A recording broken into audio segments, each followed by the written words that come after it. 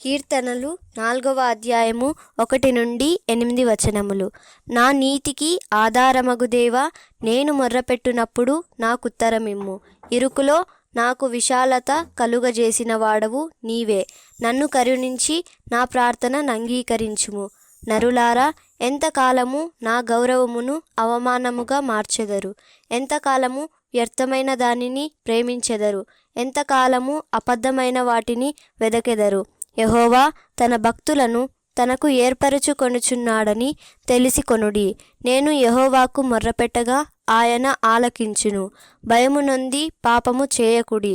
మీరు పడకల మీద నుండగా మీ హృదయములలో ధ్యానము చేసుకొని ఊరకుండుడి. నీతియుక్తమైన బలులు అర్పించుచు యెహోవాను నమ్ముకొనుడి.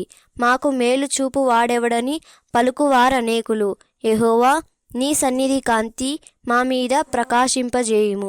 వారి ధాన్య ద్రాక్ష రసములు విస్తరించిన నాటి సంతోషము కంటే అధికమైన సంతోషము నీవు నా హృదయములో పుట్టించితివి. యెహోవా, నెమ్మదితో పండుకొని నిద్రపోవుదును. నేను ఒంటరిగా నుండినను నీవే నన్ను సురక్షితముగా నివసింపజేయుదువు.